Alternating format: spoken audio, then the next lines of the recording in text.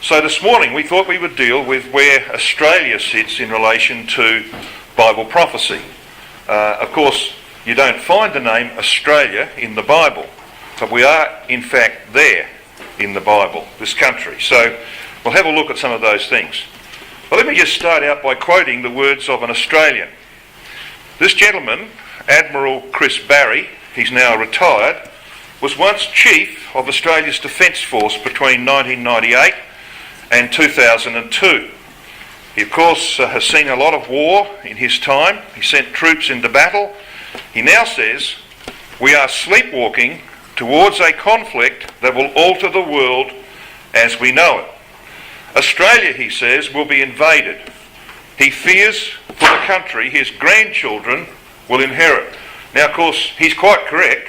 Australia will be invaded, but not by the Chinese or the Indonesians, but by the saints. Yes, so they will be invaded. So Australia is going to be taken over, and it will get a new government, but he doesn't have to worry about his grandchildren, because if they survive the events of Armageddon, then they're going to have a pretty bright future. So he's quite right about that. Australia will be invaded. But this is what he said in an interview recently. He said, "Australia is plunging headlong into catastrophe, and we are utterly unprepared.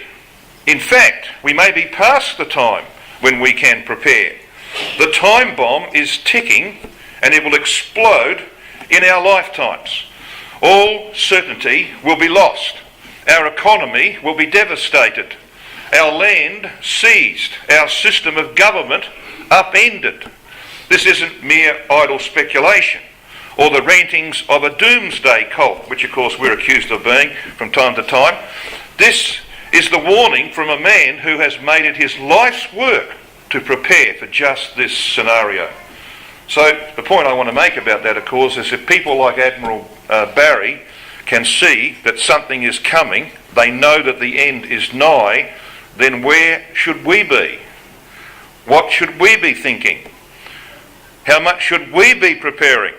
If people in the world who have no knowledge of Bible prophecy can see from what's happening that the day is coming when everything's going to be turned upside down. So it's a warning to us, isn't it? It's an encouragement to us to make the most of what God has given to us, the clear signs that he's about to send his Son back to the earth.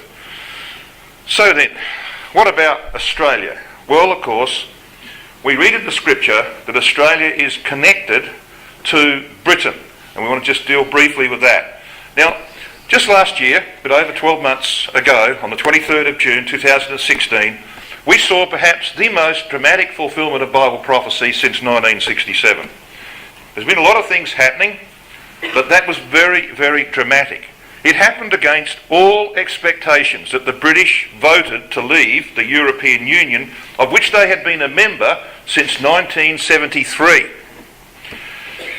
All thought that the yes vote would win. They thought that people who had comfortable jobs in London, in the finance and insurance industries, would vote en masse to stay in Europe because their jobs depended on it. Well, of course, God had different ideas. Now, in the lead up, there were papers like the Daily Telegraph who were supporting the no vote, that is, the vote for Britain to leave Europe. And they were saying things like this: "If we don't pull out very soon, we shall wake up one day to find that we are completely under its iron thumb." That is, Europe's iron thumb. That's very interesting, isn't it? Because the metal for Rome is iron. And of course we know that at the time of Armageddon, Europe will be under the control of the papacy in harmony with Gog. Okay? It'll be represented by iron. That's very interesting. But of course what we saw on the 23rd of June last year was the angels at work. We know this verse very well, don't we? Daniel 4 verse 17. This matter is by the decree of the watchers. Now the watchers here are the angels. In 2nd of Chronicles chapter 16 and at verse 9 we read these words: "That the eyes of Yahweh run to and fro through the earth to make himself strong on behalf of those who fear him." Now, what are the eyes of Yahweh? Well, they're the angels. And I don't think we're as conscious as we should be, young people, of the presence of the angels. If you are baptised, then an angel has been appointed by Christ, personally, by Christ, and sent forth to do what he can to see that you're in the kingdom. We read in Hebrews chapter 1 verse 14 that the angels are God's ministers. They're ministers to the faithful, to the heirs of salvation. And so when we're baptised, and sometimes a fraction before, an angel is appointed. Now he's probably had many others to look after. He might have looked after Adam, we don't know. But he's had others to look after. And they're dead, they're gone. So he's now given another person to look after. They can't get you in an arm lock and frog march you into the kingdom. They can't do that. They're not going to get hold of your brain and mould it like plasticine. They can't do that. What they can do is manipulate circumstances.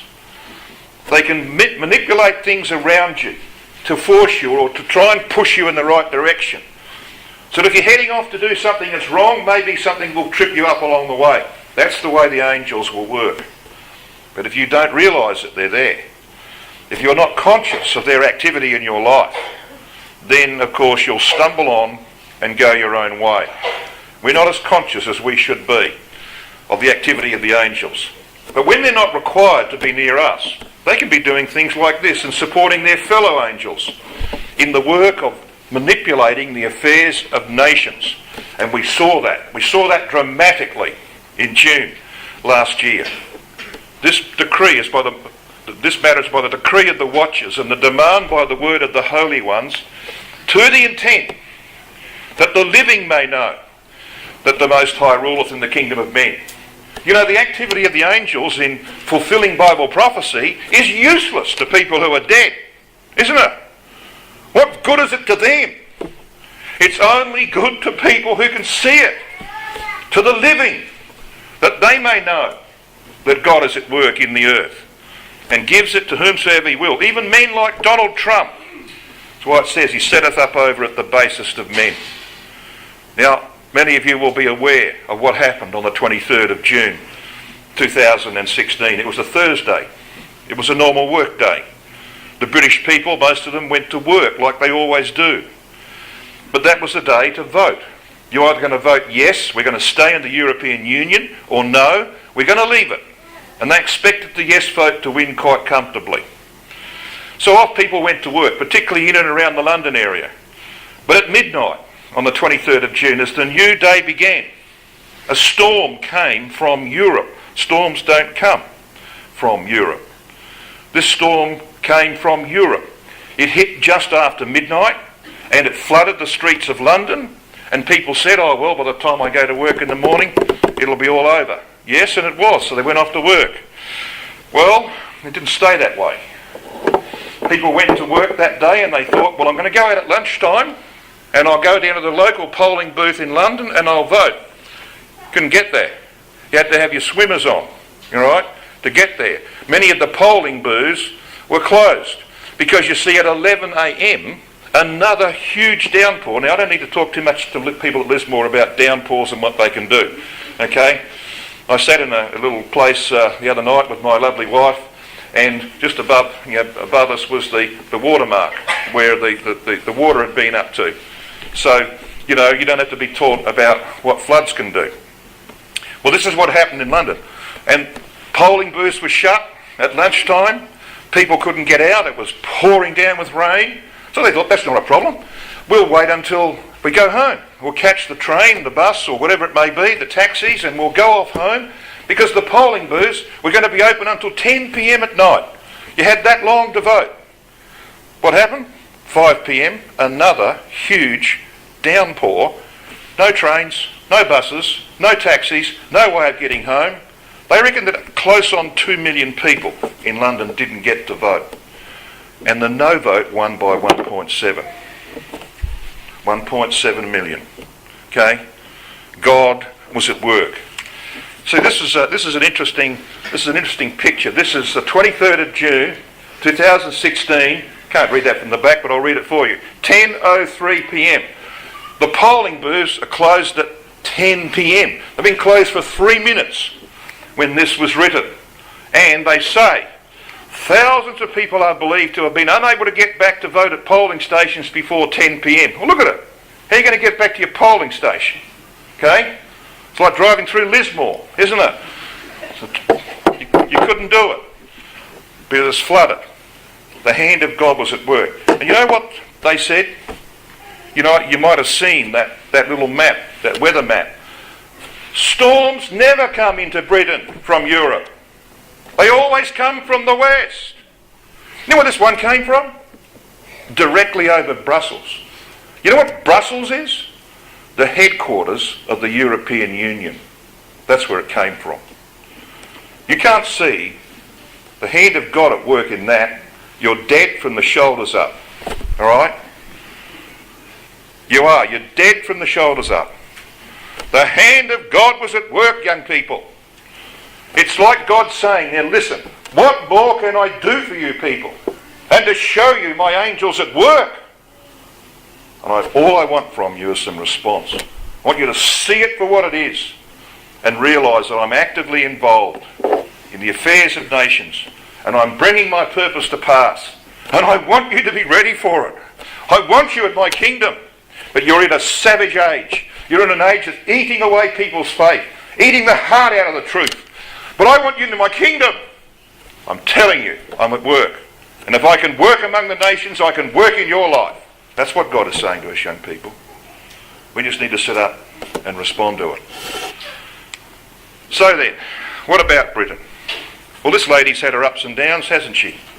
But the reason she's still in power, I believe, is because she strongly supports closer ties with Israel.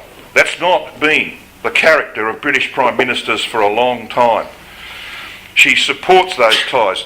And speaking to the conservative friends of Israel, yes, she spoke to them on the 12th of December last year, she strongly urged greater cooperation with Israel. She added the significant note that the Balfour Declaration, of which we spoke on Thursday evening, had been one of the most important letters in history. You know, she of course was the victim of human hubris. She thought that she would take the British to another general election 3 years in advance of when she had to. She could have been Prime Minister until 2020 without any need for an election, but she wanted to go and get a bigger majority, and God, as he often does, humbles people. She ended up losing a majority. You know what happened when she lost majority? She depends now on a handful of Northern Ireland politicians who belong to a party established by Ian Paisley. Now, that might not mean too much to young people, but Dr. Ian Paisley was the strident anti-Catholic, anti-papal politician of Northern Ireland. He was a member once of the European Parliament, and Pope John Paul II turned up to give a speech in the European Parliament. And when Pope John Paul stood up at the podium to speak, Paisley got up and said, "You are the Antichrist," right? Publicly, in the Parliament. He said that the Pope was the Antichrist. Now, would you do that? Of course you couldn't. You know, you wouldn't do that in public, would you? But he did. Now, that's the party that Prime Minister Theresa May now finds herself in lockstep with. Do you think that they like the Europeans, who are mainly Catholic? Of course they don't. So that's going to make negotiations about getting out of Europe very, very difficult indeed. So you see, God's at work. He's not giving her a free hand. He's making sure that his purpose is fulfilled. Amazing things happen. Now, listen, you've got your Bibles there. Let's turn them up to Ezekiel 38. We were going to read Ezekiel 38, verses 1 to 13, but we don't need to do that. Pretty familiar ground.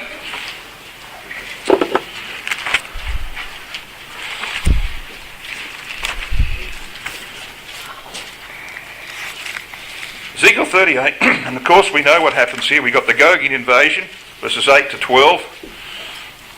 And then we've got those who oppose it. And we spoke about this the other night, because of course the first cab off the rank is Sheba and Dedan.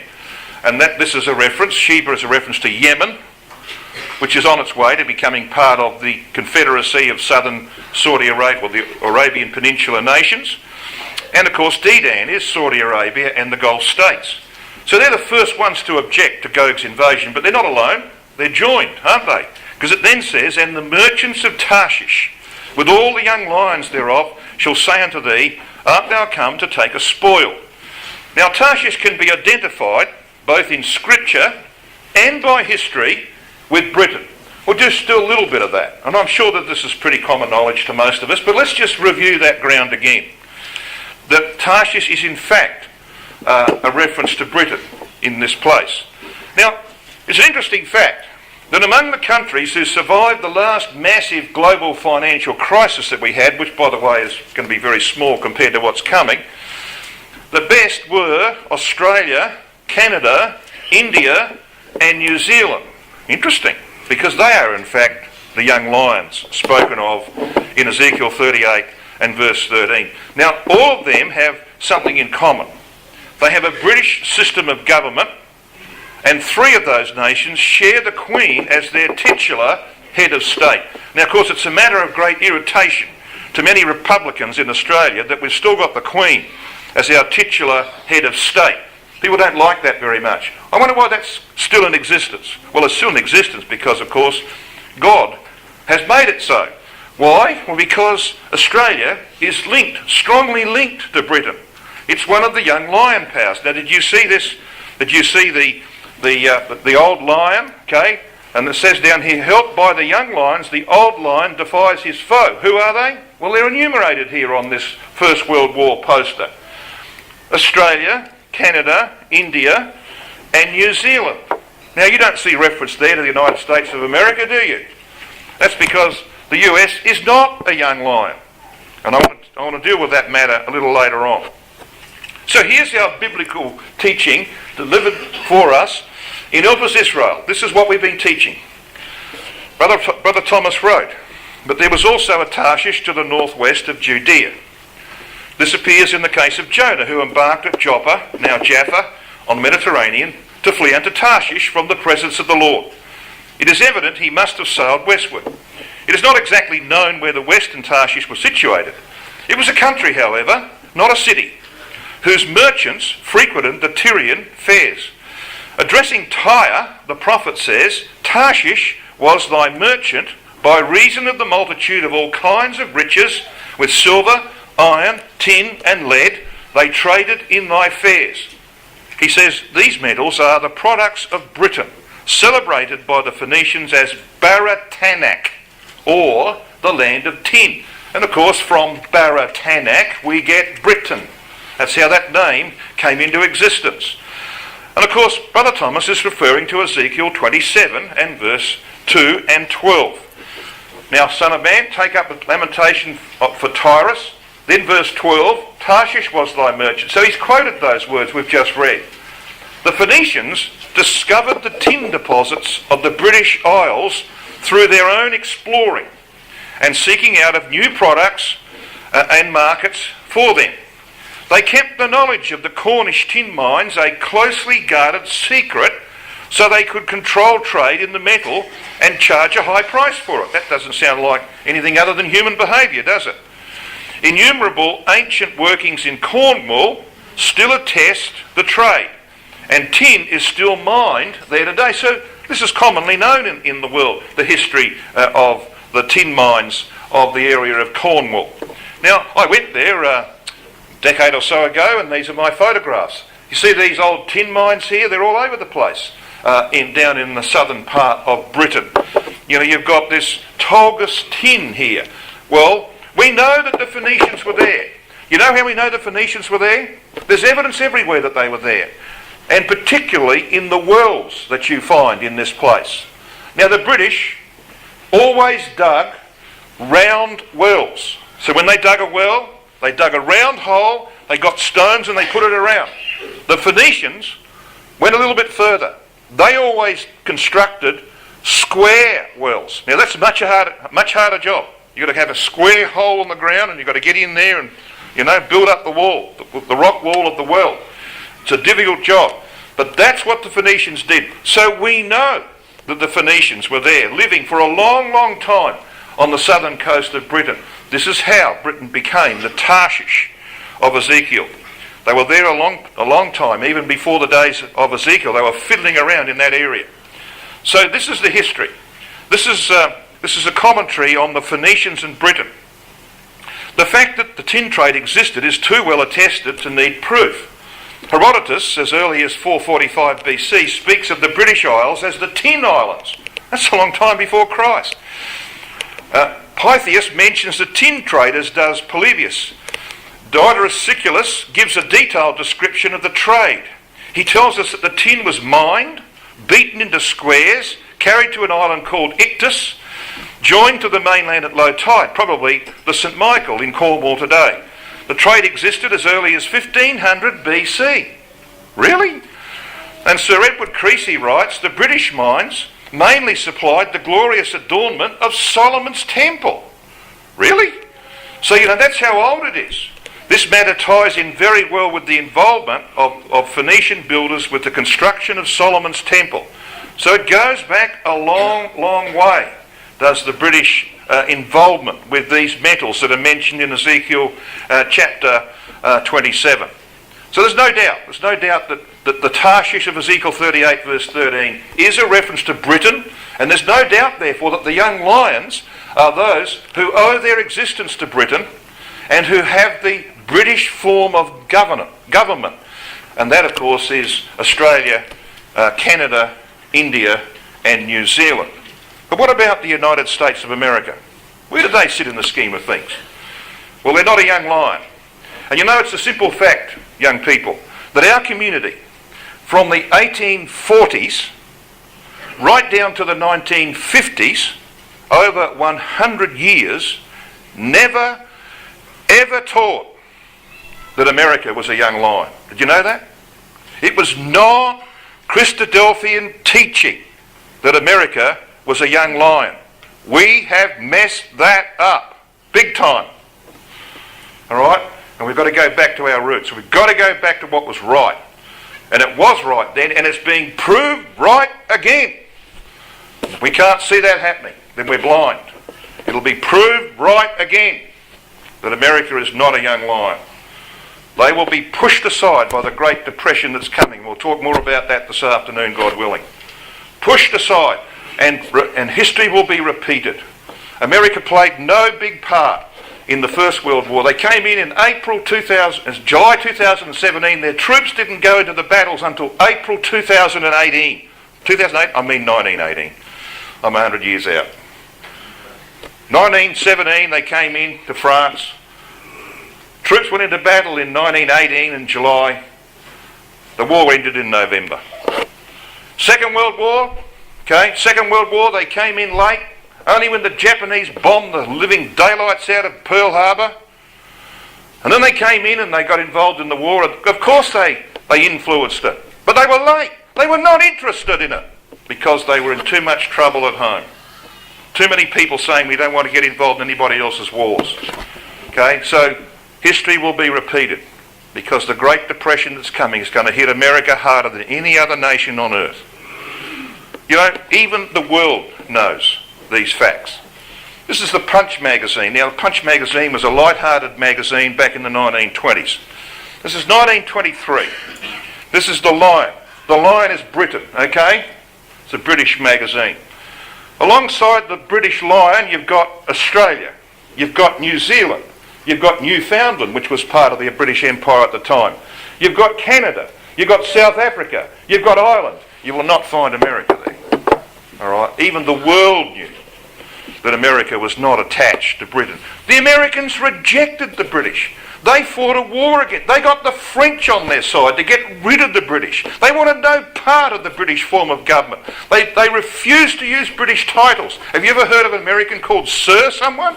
Of course you don't.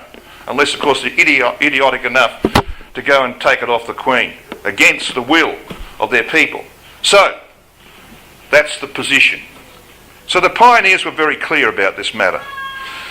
You can go back and have a look at what they say. Now, this is a quotation. I'm not going to read all of that. This is a quotation in the Logos magazine going back to 1950, where Brother Thomas's writings on this matter are quoted. But here is one of them. All right? This is one of his very clear statements about where the US, America, sits Seeing then that the deity swept into the abyss the whole human family except Noah and his house for this crime, why should not the American world be punished, being guilty of the same iniquity?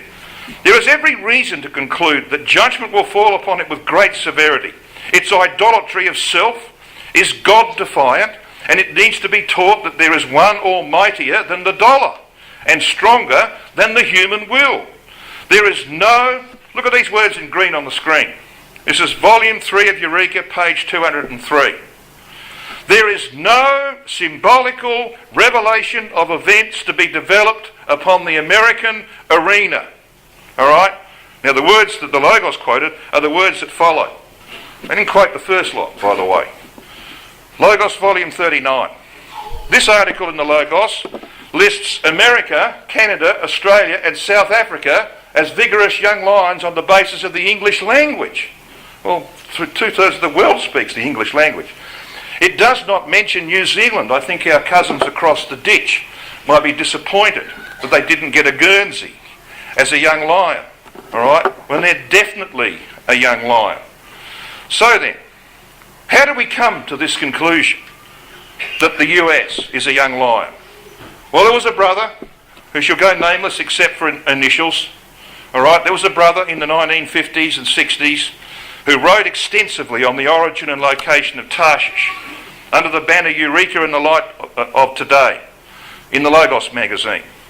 He was an international speaker who wrote extensively, and of course ultimately the wheels fell off. So what are the qualifications? What are the qualifications for a young lion, do you think? Well, origin, yes, to be sure, that's got a part to play. Colonisation by Britain, yes. The British did colonise America, but they were kicked out in 1781, 1782. Culture and language of the parent line, yes, that would have a part to play. But what does a lion represent in Scripture? If I asked you, give me some scriptural proof. What does a lion represent in Scripture? Then you would go to Genesis 49, verses 9 and 10. And it would tell you that a lion represents government. It's got to do with government. Okay? So, to be a young lion, you have to have the British form of government. A parliamentary system with a Prime Minister and a cabinet. And there are only several countries in the world that have that. Okay? They happen to include Australia, Canada, India and New Zealand. America does not have a British system of government. It is in fact French. If I had time I could demonstrate that to you, and I probably will do a little bit of that.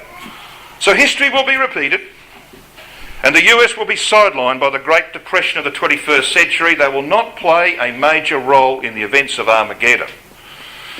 That is clearly what is beginning to happen. So let's just give you one more quotation from Brother John Thomas on this matter. Way back in 1860, in his magazine, The Herald of the Kingdom and Age to Come, he was asked a question. The question came from a sister. It was, in the revolutions of the world, what part has America to perform? This was his reply. Now, there was a 4-page article. You can check this out. You can go and actually see it for yourself. Pages 107 through 111, actually. But this is the section I quoted from pages 107 and 108. This was his answer. Under the heading, The Destiny of the United States. This is the very first paragraph of his 4-page response. By America, in the inquiry, we presume, is meant the United States. In reply, we remark that this confederacy is not represented by any prophetic symbols, nor are there any verbal predictions concerning it, after the manner of those concerning Babylon, Persia, Macedonia, Rome, the 10 kingdoms, Russia, and so forth. See? Pretty clear, isn't it? The Christadelphian belief from the 1840s right through to the 1950s, well over 100 years, was that America was not a young lion. Brother Roberts once said, America would make a good young lion, because of its relationship with Israel. But he did not say it was, right? Because they're not. And he knew that. Well, that's enough about America for a little while. I want to turn then to what's happening in India. Some of you are probably fully aware of what's happening in India. India has for a long time had the largest navy in the Indian Ocean. It was once very pro-Russian. In fact, that ship that you can see there is probably an old Russian ship, because the Russians used to supply their second-hand ships, cruisers and battleships, and a carrier or two. They used to supply them to the Indians way back in the 1970s. Okay? So the Indians relied a lot upon the Russians to build up their navy. Well, of course, things have changed. India now has very little relationship with Russia, and they have a very strong relationship with Israel. And of course, we know, we've just been reading through the record of 1 Kings, we know that Solomon used to send ships to an eastern Tarshish. They went out of Ezion-Geber and they went down through the Gulf of Aqaba as we know it today, and they went around the coastline of Iran as it is today to India. And they brought back apes and gold and peacocks and all sorts of stuff from India, clearly from India. Okay, so there was an eastern Tarshish. Now we've been talking about the western Tarshish, Britain, and of course it's growing closer to Israel, and that will continue along the way because now Britain is independent of Europe. They don't have to follow European doctrine.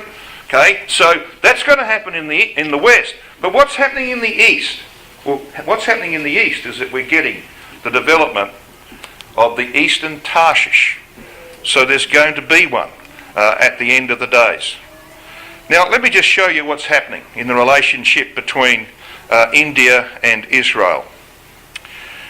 The Prime Minister of India is Mr. Narendra Modi, and he visited Israel recently. And this was the report by the Debka file on the 4th of July this year. Modi's visit, strategic leap in Indian-Israeli ties. Narendra Modi's 3-day visit to Israel on the 4th of July is imbued with symbolism, breathtaking benefits to the two countries, and an era of promise for both. Its timing underlines the slow upswing in ties from years of aloofness to the establishment of diplomatic ties 25 years ago, and the onset of flourishing relations ever since. So there's been a huge transition from the days of Indira Gandhi, who had a strong relationship with the Russians, as did her son. A huge change has come over Indian politics. And they're now, of course, well and truly in what we call the Western camp. He saw, it says, his visit as a turning point for catapulting the two countries to new horizons. So this, I think, is quite a spectacular development. So here's Narendra Modi. Okay, here's this gentleman. He stands out for Israel, says Debka, not just as the first Indian Prime Minister to visit, but also as a prominent world leader willing to skip the Palestinian Authority in Ramallah. Now, think about that. How many nations are prepared to ignore the Palestinian cause? Very, very few. Maybe Donald Trump. He's sort of walking on eggshells at the moment in relation to Palestinians. Maybe him. But Modi does not care what the Palestinians think. He wants to build a relationship with Israel, and if the Palestinians are upset about that, he doesn't care. Israel attracts, by the way, as The Economist told us in 2012, Israel attracts far more venture capital per person than any other country. 170 billion in 2010 to America's 75 billion. Now over here you've got this chart, the Mediterranean magnet, and of course you've got all the countries of that area, of that region, who are attracting venture capital. Where's it all going? Well, Israel, look, huge amounts going into Israel. And of course, when you come down to little country like Britain here, you've got only less than a third of what is going into Israel. That's changing, by the way, because Britain is now, of course, out of the European Union. So this is why India and other countries are now forging ties with Israel, because they're on the advance. And we know from Ezekiel 38, it says to us in verse 12 of Ezekiel 38, that when Gog comes down, they come to take a spoil, to take a prey, to turn thine hand upon the desolate places that are now inhabited, and upon the people that are gathered out of the nations, which have gotten cattle and goods, that dwell in the midst or the navel of the land. By the way, the navel of the land, that word midst there in Ezekiel 38 verse 12, that word is tabur in the Hebrew. It means the centre or the navel or the highest part of the land. Now that supports what we said about verse 8, that the highest part of the land, the mountains of Israel, or the navel of the land, is going to be part of Israel proper in the day of Armageddon. So there's some amazing things happening, brethren and sisters and young people. Let's just speak a bit more about this growing set of ties between India and Israel. Strong mutual interests. Now this gentleman here wrote in Reuters, and he wrote this on the 3rd of July this year. Narendra Modi begins a first visit to Israel by an Indian Prime Minister on Tuesday, in a public embrace of a country that he has long admired for its military and technical expertise, but which his predecessors kept at arm's length. But now Modi is lifting the curtain on a thriving military relationship. Isn't that interesting? Because you see, we've got Tarshish in the young lions. It's not just Britain in the west. We're going to have a Tarshish in the east as well, just like there was in the days of Solomon. So he's lifting the curtain on a thriving military relationship. He will hold 3 days of talks with his Israeli counterpart Benjamin Netanyahu to advance sales and production of missiles, drones and radar systems. I find that extremely encouraging. Now you don't believe that I've finished what I'm going to say this morning, do you? Well, I have.